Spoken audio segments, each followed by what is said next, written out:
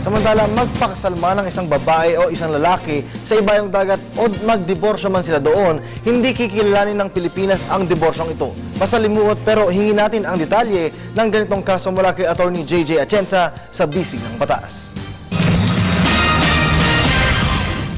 Magandang hapon po. Isa na naman pong email ang natanggap namin mula sa isa sa ating mga manonood na si Edralyn. Humihingi siya ng payo para sa kanyang kuya.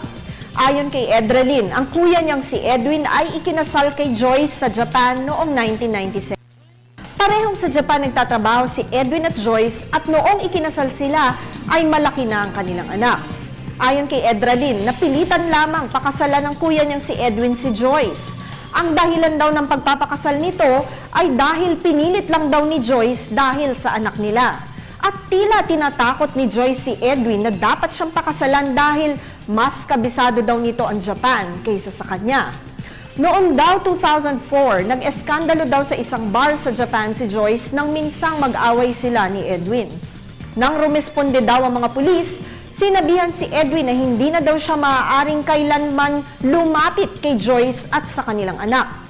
Simula daw ng araw na yon, hindi na muli pang nagkita si Edwin at Joyce hanggang sa mabalitaan daw nila na narito nang muli sa Pilipinas si Joyce at may kinakasama ng ibang lalaki.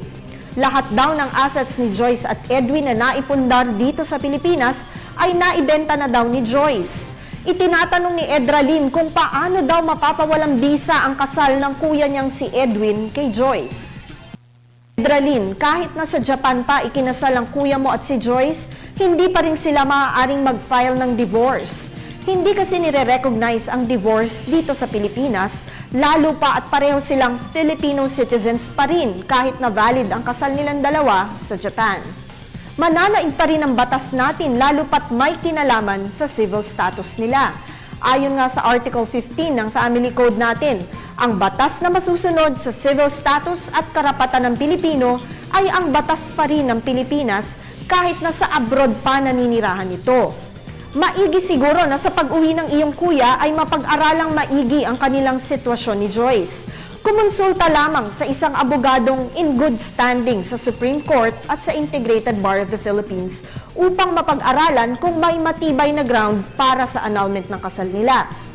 Muli, ipinaalala namin sa aming mga manonood na ang payong ibinibigay namin kay Edralyn ay ayon lamang sa mga detalyeng kanyang ibinigay sa amin at maaaring mag-iba ang payong ito kung may iba pang detalyeng na ibigay. Po sa inyong pagtitiwala sa Telebisyon ng Bayan.